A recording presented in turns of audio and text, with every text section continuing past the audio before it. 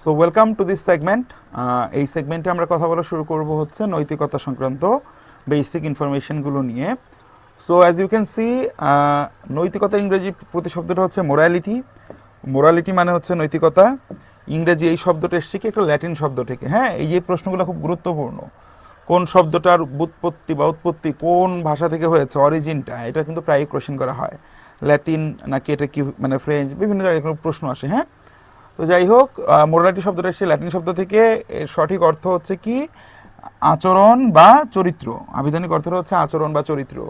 Greek philosopher Socrates, Plato, Aristotle সর্বপ্রথম নৈতিকতার প্রতি তারা গুরুত্ব আরোপ করেছেন। সক্রেটিস বলেছেন সদ্গুণী হচ্ছে কি জ্ঞান। হ্যাঁ, ভার্চু ইজ নলেজ, খুব গুরুত্বপূর্ণ এই লাইনটা। এটা কার বক্তব্য? সক্রেটিসের বক্তব্য। কি বলেছেন উনি? ভার্চু ইজ নলেজ, অর্থাৎ সদ্গুণই হচ্ছে জ্ঞান। তো যার জ্ঞান আছে তার ভিতরে কি আছে? আলটিমেটলি সদ্গুণ আছে। যার সদ্গুণ আছে তার ভিতরে জ্ঞান আছে। তিনি বিশ্বাস করতেন যে জ্ঞানীগুণী ব্যক্তিরা অন্যায় করতে পারে না এবং ন্যায়বোধের উৎস হচ্ছে জ্ঞান। খুব গুরুত্বপূর্ণ একটা লাইন, ন্যায়বোধের উৎস।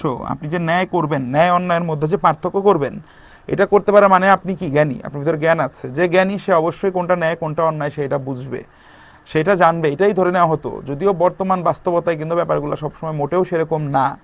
তারপরও আমরা যদি থিওরিটিক্যালি বলি, আমাদের কন্টেন্টগুলো কিন্তু এভাবে কিন্তু আলটিমেটলি শিখতে হবে। তাহলে ন্যায়বোধের উৎস হচ্ছে জ্ঞান, আর অন্যায়বোধের উৎস হচ্ছে অজ্ঞতা। অর্থাৎ কে অন্যায় করে?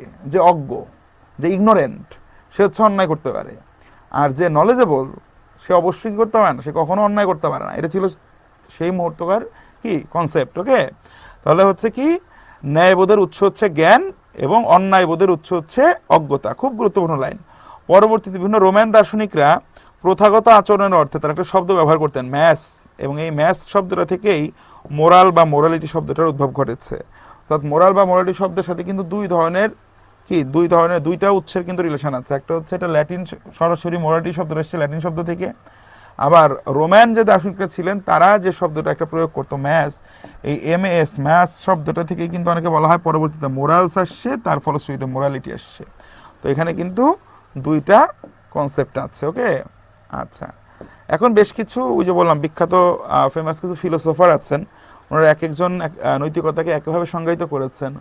জোনাথন হেইট মনে করেন যে ধর্ম, ঐতিহ্য, মানব আচরণ, তিনটা জিনিস কথা বলছি, রিলিজিয়ান, হ্যাঁ, হেরিটেজ, এবং হচ্ছে কি মানব আচরণ। মানব আচরণ, এই তিনটি থেকে হচ্ছে নৈতিকতার উদ্ভব। এটা হচ্ছে জনাথন হেইটের কথা। উনি একজন বিখ্যাত ফিলোসোফার এবং ওনাদেরকে নিয়ে কিন্তু প্রশ্ন হতে পারে। নীতিবিদ আরেকজন কে আছে? মুর সাহেব কি বলছেন? শুভর প্রতি অনুরাগ ও অশুভর প্রতি বিরাগ, এটাই হচ্ছে নৈতিকতা। ওই যে বললাম কে কিভাবে সংজ্ঞা দিয়েছে। তাহলে জনাথন হেইট বলেছেন তিনটা জিনিস, ধর্ম, ঐতিহ্য এবং হচ্ছে কি মানব আচরণ। এই তিনটা জিনিস নিয়ে হচ্ছে নৈতিকতার উৎপত্তি। আর নীতিবিদ মুর বলছে শুভর প্রতি অনুরাগ, অর্থাৎ ভালোর প্রতি আপনার অনুরাগ থাকবে, আপনার আসক্তি থাকবে, এবং অশুভর প্রতি আপনার থাকবে বিরাগ। আপনি যা কিছু কি অশুভ সেই জিনিসগুলোকে কি করবেন না, আপনি অবশ্যই অ্যাকসেপ্ট করবেন না। এটি হচ্ছে নৈতিকতা। ক্যামব্রিজ ইন্টারন্যাশনাল ডিকশনারি অফ ইংলিশে বলা হয়েছে যে নৈতিকতা হচ্ছে ভালো মন্দ আচরণ। আমরা এগুলো কেন পড়ছি? কারণ প্রথমে যখন সিলেবাস দেখিয়েছি কিন্তু বলা ছিল আমাদের ডেফিনেশনগুলো জানতে হবে।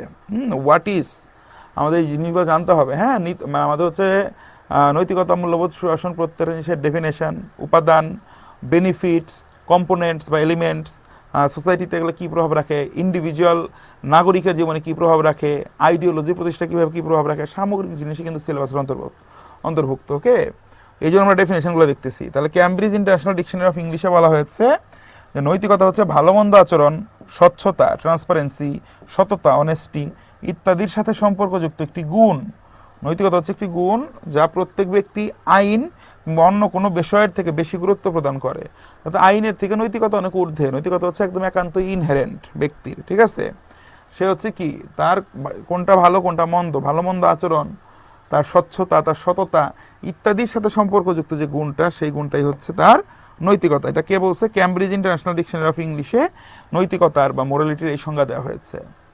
দেখেন কলিন্স ইংলিশ ডিকশনারি, খুব মানে ফেমাস একটা কি ওই, এখানে কি বলা হয়েছে? বলা হয়েছে morality is concerned with on negating to human behaviour, মানবাচরণ। মানবাচরণ মধ্যে কোনগুলা? Specially the distinction between good and bad, এই দেখেন ভালো মন্দের পার্থক্য বা তফাৎ, and right and wrong behaviour, এবং কি ঠিক এবং বেঠিক আচরণের মধ্যবর্তী যে ডিস্টিংশন বা পার্থক্য, এই পার্থক্যের মানে কি প্রদানকারী যে জ্ঞান, সেটাই কিন্তু আলটিমেটলি আপনার নৈতিকতা। নৈতিকতা হচ্ছে মানুষের অন্তর্নিহিত ধ্যান ধারণার সমষ্টি, যা মানুষকে সুকুমার বৃত্তি অনুশীলনে অনুপ্রাণিত করে। সুকুমার বৃত্তি মানে হচ্ছে ভালো কাজ। নৈতিকতা হচ্ছে এমন জিনিস যেটা কি করবে, মানুষকে তার সুকুমার বৃত্তি অনুশীলনে অনুপ্রাণিত করবে। নৈতিকতা বা ন্যায়বোধ মানসিক বিষয়, এটি হচ্ছে মানব মনের উচ্চ গুণাবলী। দেখেন, নৈতিকতা কিন্তু মানসিক বিষয়, ন্যায়বোধ হচ্ছে সম্পূর্ণ মানসিক বিষয়। এটা হচ্ছে মানব মনের উচ্চতর গুণাবলী, ঠিক আছে? বেসিক কোন ইনস্টিটিউট, আপনার হচ্ছে উচ্চতর গুণাবলী। নৈতিকতা বা নীতিবোধ একান্তভাবেই মানুষের হৃদয় মন থেকে উচ্ছরিত। ওই যে বললাম, একান্তই ইনহেরেন্ট। নৈতিকতা বা নীতিবোধের বিকাশ ঘটে মানুষের ন্যায় অন্যায়, ভালো মন্দ, উচিত অনুচিত, ভালো খারাপ, হ্যাঁ, বোধ বা অনুভূতি থেকে হচ্ছে নৈতিকতার উদ্ভব। এই লাইনগুলো থেকে কিন্তু কোয়েশ্চেন এসেছে এবং সামনেও কিন্তু আসবে। শুধুমাত্র আইন বা রাষ্ট্রীয় বিধিবিধানই নাগরিক জীবন নিয়ন্ত্রণের জন্য যথেষ্ট নয়। আইন তো আপনি প্রদান করলে, আইন মানার জন্য মানসিকতা তো আপনার থাকতে হবে। ভালো মন্দ আসলে আপনি একজন বৃদ্ধ ব্যক্তি আপনার সামনে ধরেন অসুস্থ হয়ে সে পড়ে গেল, তাকে যে আপনার ধরে সহায়তা করতে হবে, এটা তো রাষ্ট্রের আইনে বলা থাকবে না যে রাষ্ট্রের প্রত্যেক নাগরিক কোন একজন বৃদ্ধ তার থেকে বয়স্ক কোনো ব্যক্তিকে পড়ে যেতে দেখলে তাকে তুলে ধরতে সে বাধ্য থাকিবে, আইনের মধ্যে কিন্তু এটা লেখা থাকবে না। এটা হচ্ছে আপনার নৈতিকতা, আপনার মোরালিটির ভিতরে, আপনার মূল্যবোধ, নৈতিকতা মূল্যবোধের ভিতর থেকে আপনার এই জিনিসগুলো আসবে। কোনটা ভালো, কোনটা মন্দ, কোনটা ঠিক, কোনটা বেঠিক, কোনটা উচিত, কোনটা অনুচিত, এই যে পার্থক্যটা, এটা কিন্তু আইনের দ্বারা হয় না, এটা কিন্তু নৈতিকতার বিষয়, ঠিক আছে? আচ্ছা, শুধুমাত্র আইন বা রাষ্ট্রীয় বিধিবিধান নাগরিক জীবন নিয়ন্ত্রণের জন্য যথেষ্ট নয়, যেটা মাত্রই বোঝালাম। হ্যাঁ, আর এম ম্যাকাইভার খুব মানে বিখ্যাত একজন দার্শনিক। এই জন্য উনি কি বলেছেন, law does not and can not cover all grounds of morality. নৈতিকতার সকল বিষয়কে আইন দিয়ে কিন্তু কি করা যায় না, আইন দিয়ে কিন্তু এটাকে আপনি কাভার করতে পারবেন না। শুধু আইন দিয়ে নৈতিকতাকে আপনি সম্পূর্ণরূপে কাভার করতে পারবেন না। নৈতিকতা বা ন্যায় নীতিবোধের ধারণা বা এর প্রতি যে দেশের জনগণের শ্রদ্ধাবোধ বেশি, যার জীবনে চলার পথে নীতিবোধ দ্বারা পরিচালিত হন, তারা দুর্নীতি ও স্বজনপ্রীতি লিপ্ত হন না। নেপোটিজম থাকে না তাদের ভেতরে, তাদের ভেতরে কি করাপশনের টেন্ডেন্সি থাকে না। কাদের? যাদের ভিতরে মোরালিটি থাকে, দেশের জনগণের শ্রদ্ধাবোধ বেশি, ঠিক আছে? ব্যাপারটা হচ্ছে এরকম। দেখেন, আইন অপেক্ষা বিবেক দ্বারা তারা পরিচালিত হন, তারা আইনের থেকে তারা কি বিবেক দ্বারা পরিচালিত হন। তাদের বিবেক তাদেরকে বলে কোনটা ভালো কোনটা মন্দ।